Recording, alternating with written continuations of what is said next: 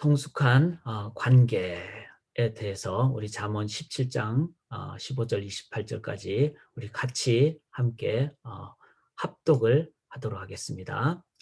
악인을 의롭다고 하거나 의인을 악하다고 하는 것은 둘 다 주님께서 싫어하신다. 미련한 사람의 손에 돈이 있음들 배울 마음이 없으니 어찌 지혜를 얻겠느냐.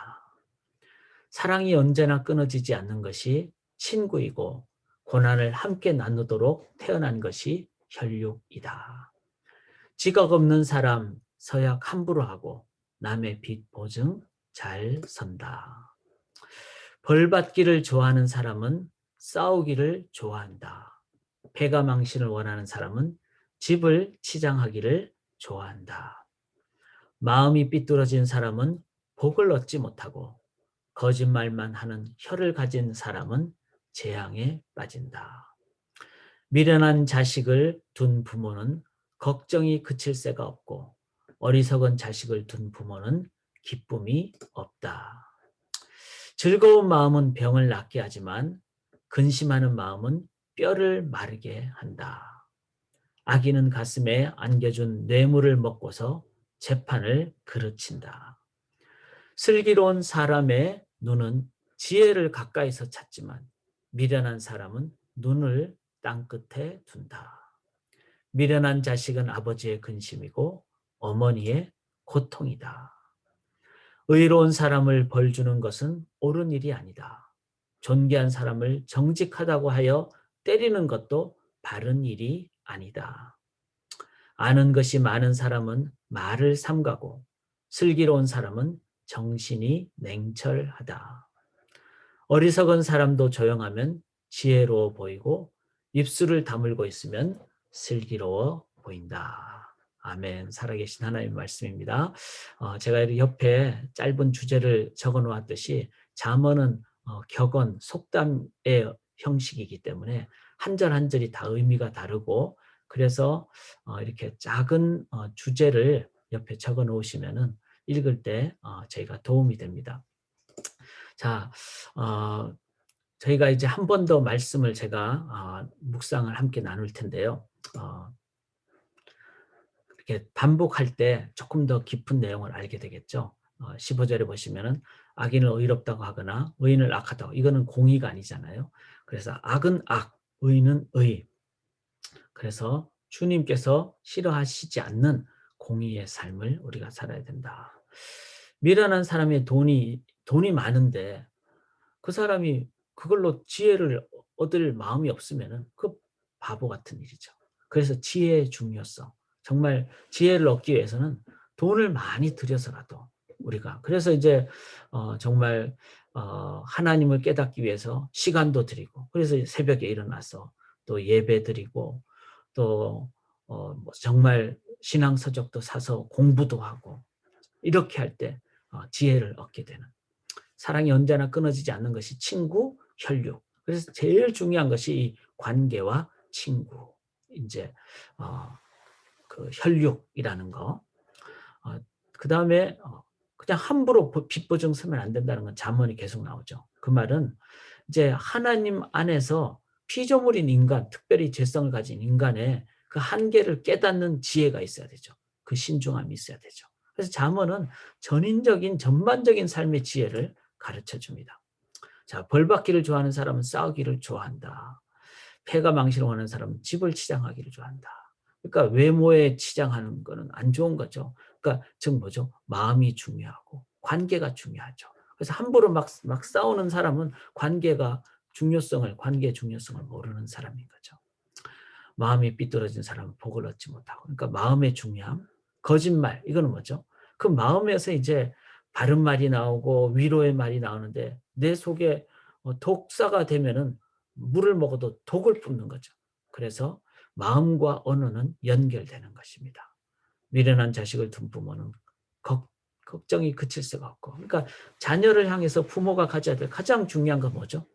세상에서 성적이 좋고 이거 아닙니다. 성적 좋은 것 물론 필요하지만 실은 다 있어도 하나님을 모르면은 그것만큼 정말 걱정이 없죠. 부모로서. 지혜, 잠언에서 지혜는 여호와를 경외하는 것, 즉 신앙을 의미한다는 것을 기억을 우리가 하면서요. 즐거운 마음은 병을 낫게 하지만, 즉 우리의 마음. 그런데 이 마음이 어디서 올까요? 혈육과 친구, 즉 하나님 우리를 친구라 그러시고 또 하나님 우리를 자녀 삼아 주신 그 여호와를 경외하는 그 마음에서 온다는 거. 그래서 그냥 이거는 심리적인 요법 치료가 아닙니다. 그것도 필요해요.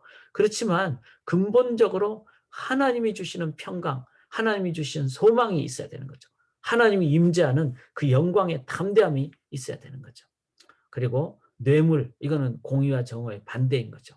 그래서 이 부분도 우리의 삶에서 중요하고, 24절에 미련한 사람은 눈을 땅끝에 둔다. 자, 슬기로운 사람은 지혜를 가까이서 찾는다는 것은 지혜를 제일 먼저 찾는다는 걸 얘기합니다. 여러분도 오늘 지혜로운 분들이 있습니다. 첫 시간에 정말 여호와를 경외하는 이 지혜로 여러분들이 나오셨어요. 근데 미련한 사람은 뭐죠? 땅끝이라면 저 멀리 둔다는 거예요. 그래서 예배도 뭐 다음 달부터 드리지 뭐. 내일부터 모든 게 내일부터. 오늘부터 예배와 큐티와 섬김과 기도로 나가야 되는데 땅끝이란 말이에요. 멀리 둔다는 거예요. 그래서 내일부터 미룬다는 걸 얘기하죠. 그것은 참 지혜가 아니다.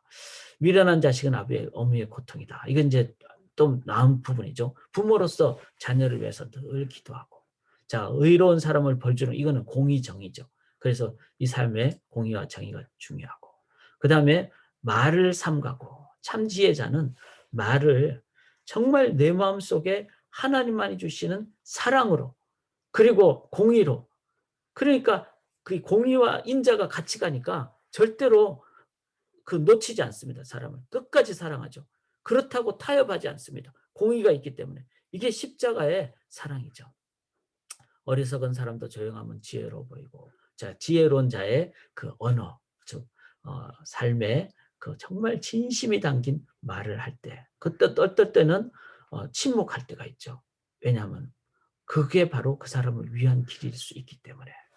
그래서 이제 이 내용을 이렇게 보면서 저는 참 이 부분을 쭉 묵상을 하면서 제가 깨달은 몇 가지가 있습니다. 그거를 우리도 한번 나누고 또 여러분도 제가 이렇게 이제 파워포인트를 함께 나누시면은 아니면 또 유튜브로 이제 함께 나누면 한 번 더 그런 부분을 보시면서 되새김질할 때 더 깊게 또 나에게 주신 말씀을 묵상하게 됩니다. 저에게 주신 오늘 말씀은 저의 묵상은요. 첫 번째는요. 지혜의 중요성입니다. 지혜의 중요성. 여기 이제 제가 지혜를 이렇게 하늘 색깔로 한 번 더 했죠. 그런데 오늘 본문을 보니까 하늘 색깔이 꽤 많아요. 그래서 지혜가 삶의 모든 영역에서 근원이 된다. 지혜가 뭐죠? 여호와를 경외하는 것이 지혜죠. 그래서 참 잠언을 보면서 윤리적으로 출발을 할 수가 없더라고요. 그는 안 되는 거죠. 왜냐하면 한계가 있기 때문에. 그런데 1장 7절부터 시작해서 하나님을 경외하는 것의 중요성을 잠언을 읽으면서 계속 여기 오늘도 제가 이렇게 하늘 색깔을 표시했듯이 지혜가 이렇게 많은 걸 되새김을 제가 하면서 나는 삶의 매 순간 예배자가 돼야 되겠다.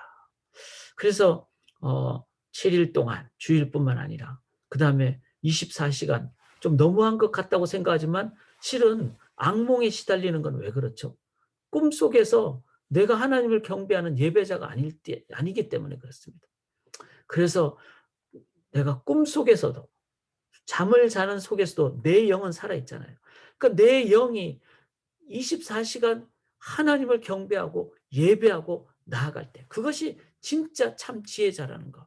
지혜가 이렇게 많이 언급된 걸 보면서 한 번 더 하나님을 경외하는 오늘 매 순간의 삶을 살아야 되겠다.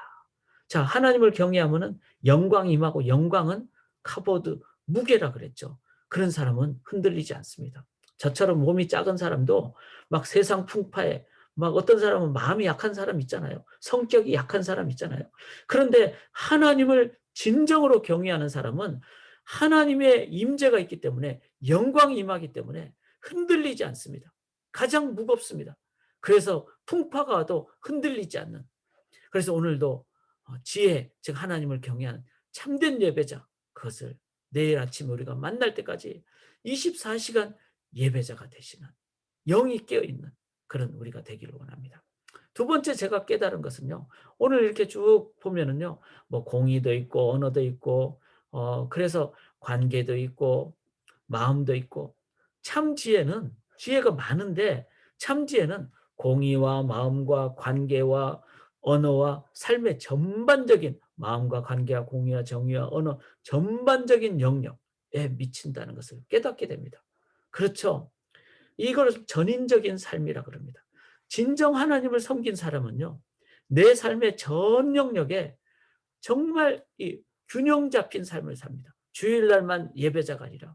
그 어떻게 보면은 참 귀하기도 하지만 그것을 평생 그렇게 산다 그러면은 6일 동안 예배 없이 산다면 그 위선이고 가식 아닙니까? 진정한 삶은 7일입니다. 전인적인. 그리고 어떤 사람은 막 감정이 뜨거운 사람이 있는데 지정의 하나님을 향한 지식도 깨닫고 감정도 뜨겁고 열정도 있고 그다음에 막 뜨겁기만 하는데 실천 안 하는 게 아니라 실천도 하고 그다음에 뭐죠?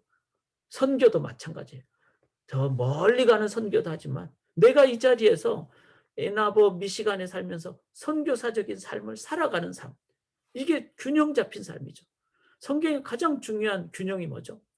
하나님을 마음과 뜻과 목숨을 다하여 사랑하고, 둘째는 이와 같으니 이렇게 얘기했어요. 그 원문을 보면은 하나님을 사랑하는 그 동일한 그 마음으로 그 퀄리티, 에리튜드로 질적인 자세로 내 이웃을 내 몸처럼 사랑하라.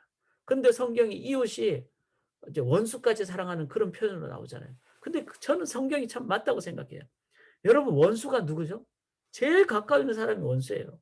우리가 아프리카에 있는 사람은 원수라 그러지 않잖아요. 제일 가까이에서 내 삶에 걸거치고 힘들게 하고 어렵게 하는, 그래서 어떨 때는 자식이 원수가 될 수 있고 배우자가 원수가 될 수도 있고, 왜냐하면 가장 가까이 있기 때문에. 그런데 그 가장 가까이 있는 내 이웃을 내 몸처럼, 그런데 이와 같으니 즉 하나님을 사랑하는 그 마음으로. 그래서 하나님 사랑, 사람 사랑이 어떻게 되죠? 균형 있는 전인적인. 그래서 이 잠언의 지혜를 깨달을 때 신앙인들이 삶의 전인적인 전반적인 균형 잡힌 삶을 살게 되는, 저는 참 이 부분이 성경을 읽으면서, 성경도 마찬가지잖아요. 구약과 신약이 있고 주기도문도 전반부가 있고 후반부 있고 하나님 사랑과 사람을 사랑하는 영역이 있고 십계명도 마찬가지, 두 돌판, 하나님과의 관계가 있고 사람과의 관계가 있고, 그런데 한쪽만 하지 않는가. 그래서 잠언을 매일매일 보시면 됩니다. 오늘 저녁에 이제 수요 성경 공부 시간에 제가 진짜 좋은 책 하나를 소개하려고 하는데 뭐 지금 소개해 드릴게요. 여러분 꼭 근데 꼭 수요 성경 공부를 같이 하면 더 공부를 할 수가 있습니다. 팀 켈러 목사님이 쓰신 1년 365일 잠언에 관련한 책이 있어요. 그 책을 제가 요즘 이제 영어로 좀 읽고 있는데 제가 한글로도 읽으려고 그래요. 뭐 제가 영어가 짧고 또 더 바른 이해를 위해서. 365일 팀켈러 목사님이 잠언을 잘 정리하고 깊게 묵상하고 나눈. 그런데 왜 365일일까요? 그거는 바로 삶의 전반적인 영향을 끼쳐야 되기 때문에 그렇습니다. 그래서 이게 영어로도 있고 뭐 이북으로도 나오고 이러니까 제가 오늘 저녁에 더 자세히 소개해 드리면은 자녀들에게 아예 한 권씩 다 선물해 주셔도 좋을 것 같아요. 그래서 처음에는 뭐 안 읽겠죠. 그런데 눈앞에 자꾸 보이다 보면은 오늘 날짜 읽고 또 1년 한 번 읽고 그다음에 읽고, 제가 생각해요. 한 3년 정도 그 책을 계속 잠언을 읽으면은 그 대신 윤리적으로 읽는 것이 아니라 제가 말씀드린 이 잠언의 원리를 가지고 부모님들이 보여주시고 가르쳐 주시면서 자녀가 읽으면은 자녀가 전인적인 삶을 살게 돼요. 저는 가장 좋은 교육이라고 생각을 합니다. 자, 마지막 저의 묵상은요. 17절입니다. 제가 17절 여기 이렇게 하이라이트를 해놨죠. 사랑이 언제나 끊어지지 않는 것이 친구이고 고난을 함께 나누도록 태어난 것이 혈육이다. 정말 정말 제가 제일 좋아하는 잠언의 구절 중에 하나예요. 이것을 17절에 개역 개정은 이렇게 설명했습니다. 친구는 사랑이 끊어지지 아니하고. 그렇죠. 세상에서 제일 편한 관계가 친구예요. 좀 내가 뭐 어려운 부탁을 들어도 내가 마음 편하고 또 그거를 내가 상응이 안 되니까 거절해도 마음이 편하고, 그게 친구예요. 친구는 언제나 마음 편한 사이. 그래서 사랑이 끊어지지 아니하고, 형제는 위급한 때를 위하여 나느니라. 그래서 우리 교회가 진짜 언제 진짜 진정한 공동체인 줄 알면요. 위급한 때, 위급한 때가 될 때 같이 모이고 더 기도하고 더 사랑하고, 그러면요. 아, 우리는 주님의 피를 나눈 가족이다, 형제다. 이걸 깨닫게 됩니다. 세상에서 가장 강한 관계는요, 가족 관계고 친구 관계입니다. 하나님이 우리를 위해서 그렇게 주셨잖아요. 요한복음 15장 13절부터 15절에 보면 사람이 친구를 위하여 목숨을 버리면 이에서 더 큰 사랑이 없느니, 그러면서 하나님이 우리의 친구라고 그러고 종이라 안 그러고, 그리고 그래서 하나님이, 예수님께서 하나님 주신 말씀 우리에게 다 나눈다 그랬어요. 친구는 뭐죠? 자기 속에 있는 얘기를 다 하는 거예요. 그리고 하는 게 막 이 사람이 이것 때문에 뭐 어려울까? 아니죠. 친구는요, 편하게 하면서 또 정말 진심으로 하고 끝까지 함께하고, 그게 우정입니다. 로마서 8장에 보면은 아바 아버지라 부르게 하셨느니라. 우린 하나님 우리 보고 아빠라고 부르게 하시는. 그래서 이 관계. 그래서 제가 그렇게 제목을 나눴죠. 나에게 친구가 있는가? 그런데 반대로 얘기하면 나는 친구가 되어주는가? 그래서 우리의 친구 아버지 신랑 되시는 삼위일체 하나님과 친밀함으로 친구가 되어주고 가족이 되어주는, 누가 나의 친구일까가 아니라 내가 누구의 친구가 되어줄까, 그거를 생각하면서 오늘도 먼저 우리의 친구 아버지 신랑 되시는 삼위일체 하나님 충만하게 체험받으시고, 그 하나님의 마음으로 체험받으셔서 친구가 되어주고 가족이 되어주는, 그것이 진짜 공동체 교회입니다. 그런 귀한 교회가 되기를 주님의 이름으로 간절히 기원합니다. 이제는 우리 구주 예수 그리스도의 십자가의 구속의 은혜와 정말 독생자를 주신 아버지의 정말 진짜 사랑과 언제나 어디서나 함께 하시는 우리의 친구 되시는 성령님의 교제하심이, 참된 공동체를 세우고 그 사랑을 세상에 나누기로 소원하는 주의 몸된 공동체, 우리 친구들 위해, 우리 형제 자매들 가족 위해 지금부터 영원토록 영원토록 함께 있을지어다. 아멘. 아멘.